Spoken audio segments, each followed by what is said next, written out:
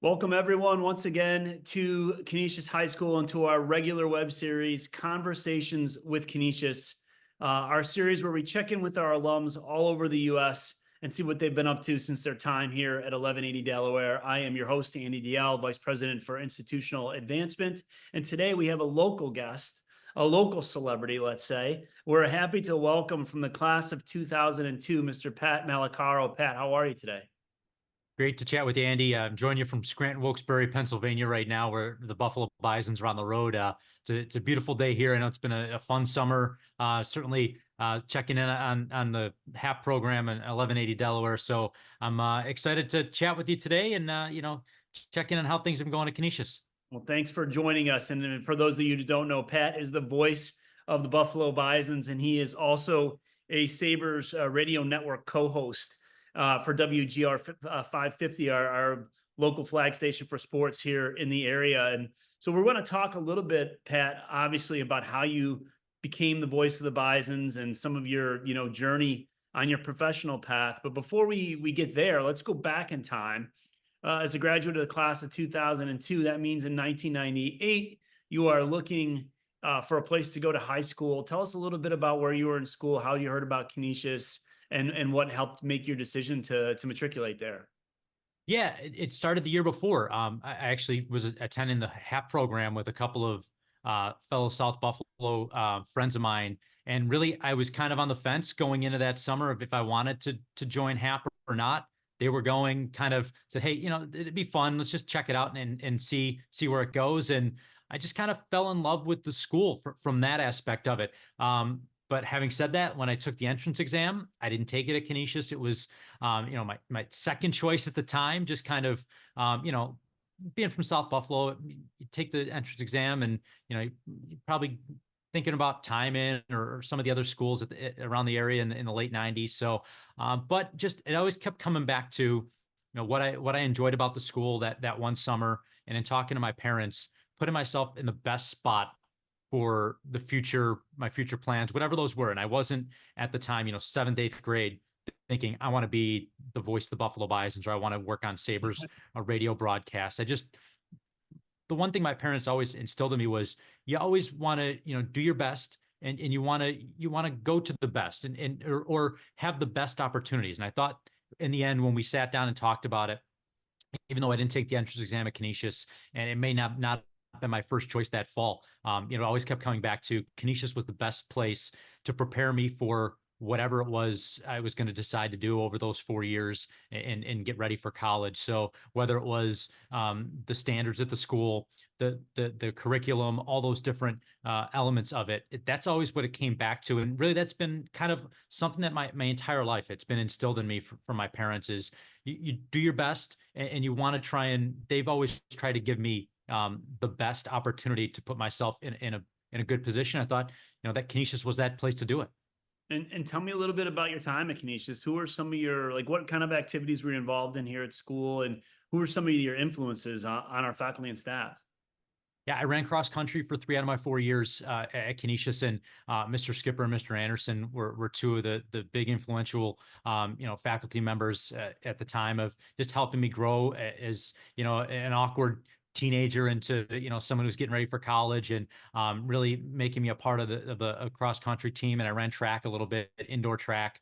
But I think back to, as we're getting ready to chat with you today, my first year at Canisius in the fall of 98. And I think that was Mr. Wanzer's first year as a faculty member. And I was in his first homeroom, I believe. So it goes back that long. And just remember, some of the things that he would, help us with in homeroom that freshman year and, going forward of, Father Van Dyke was, I think, someone that's so influential over my time in Canisius, but also just in general, in life in general. And I don't think I'm unique in that. And just seeing some of, it's a nice thing about social media is keeping in touch with people like classmates or past teachers.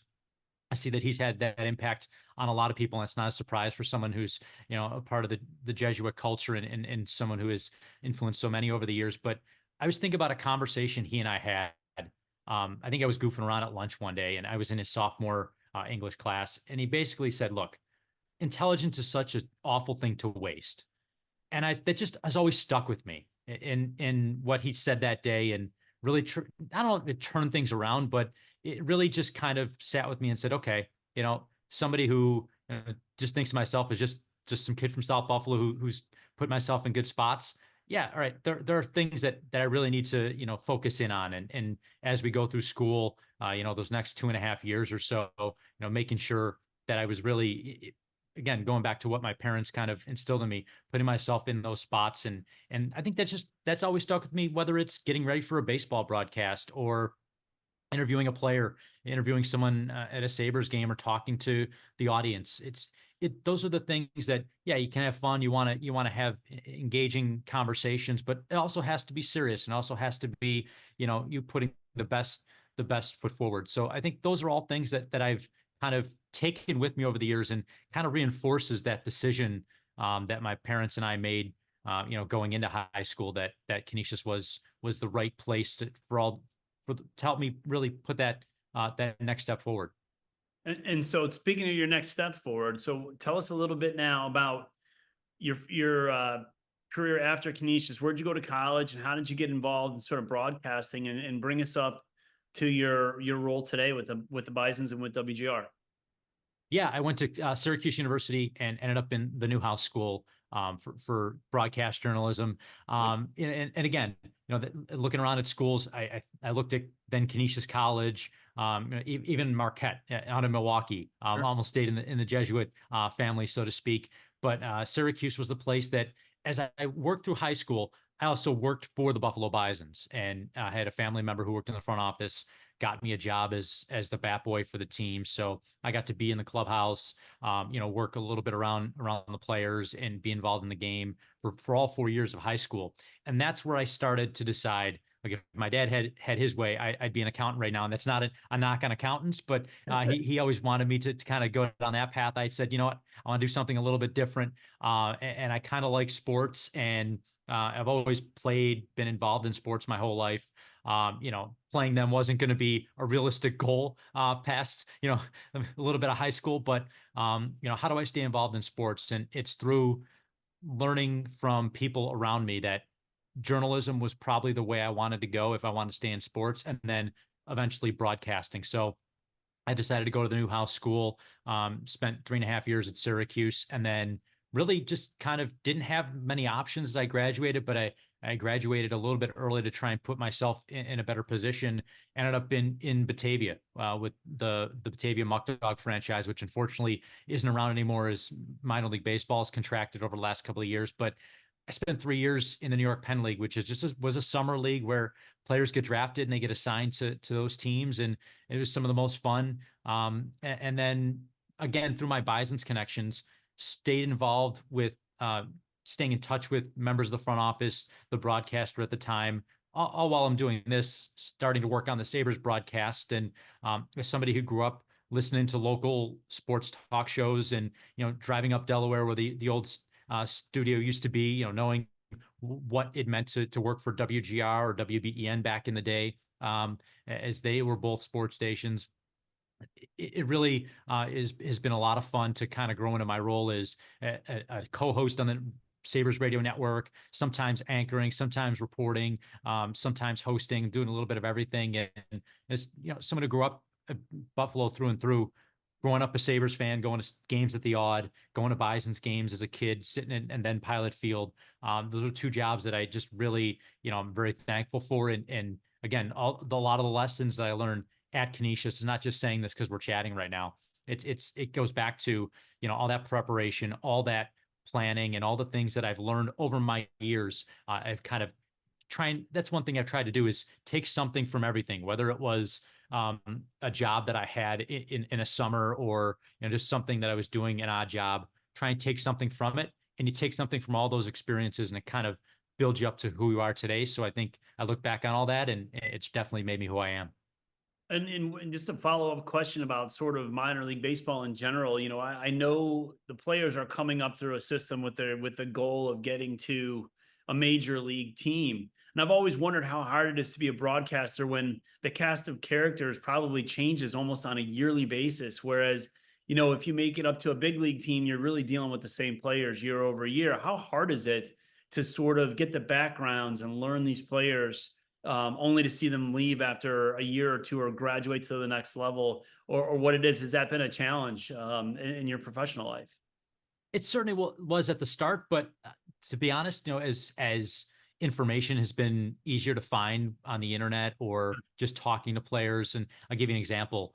Recently, the Blue Jays made a trade right at the trading deadline about 2.5 weeks ago, and acquired a player named Will Wagner, who went to college with one of our relievers on the Bisons right now. And as soon as the trade happened, that reliever kind of came up to me and said, did you know that we just acquired Will, and got a little bit of the backstory there. And then once he got to Buffalo, actually met us in Worcester, Massachusetts when we were on the road, got to chat with him a little bit, but doing some of that background of searching him a little bit on whether it's the internet or there are certain websites that have information that you can pull from, both public and major league related information that you can kind of use. So it's gotten easier over the years, just talking to players, just again, that background information is so valuable. So finding different sources, and, for Will Wagner, he was here for a week and a half, but I hope we told the story of who he is and how he got to be where he is today, as quickly as possible and as efficiently as possible over the broadcast, because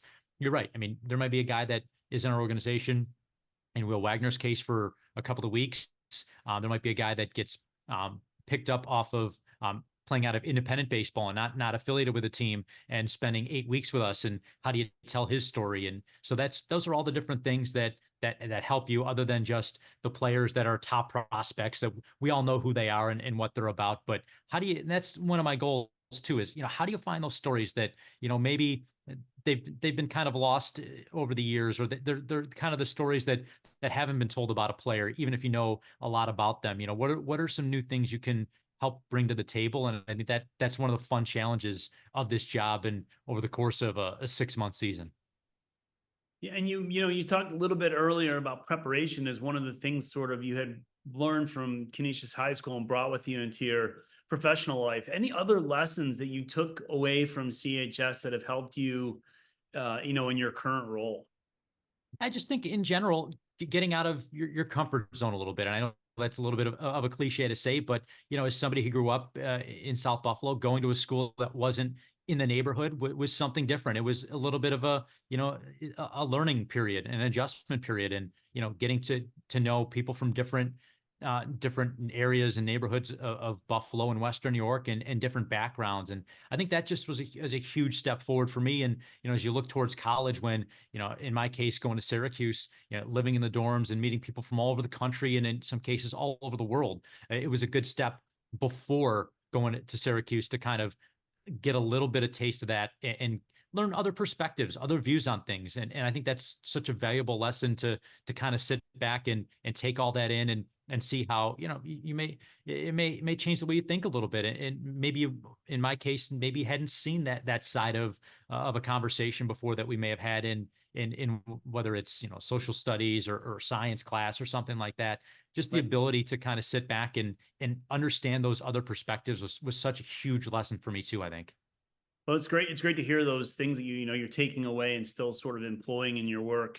Now, it's been 20 years, right, since you've graduated, and as we turn the page and look a little bit at the future, if you could give some advice to our alums who are just graduating college and about to make their way in their world, or even if they're just about to head off to college, what were a couple pieces of advice you would give to young people today? I think the biggest thing that I have taken away from whether it's Canisius or all my time in building up to now is, even if it's something you're helping you work towards your goal, it really is in the end. And me understanding that and realizing that, whether it was working, at our parent company, the Bisons, Rich Products, in a customer service role, and helping make sure that, a company was able to get their shipment of product on time.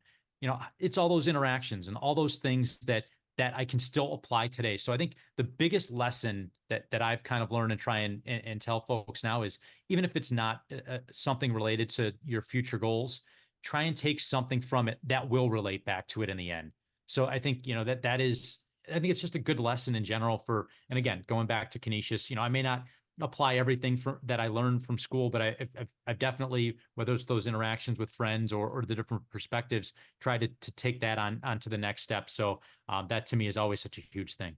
Yeah, finding the value in every experience, right? It might not be your favorite experience, but there's something you can take from it that will help you, for your next experience. And I think that's a really good piece of advice. How about the future, Pat? Like, you're the voice of the Bisons. At some point, I'm sure you want to take over the world and be the voice of the Olympics or something like that. But like, what do you have? What are some of your like nearer and longer term goals as you look to the future?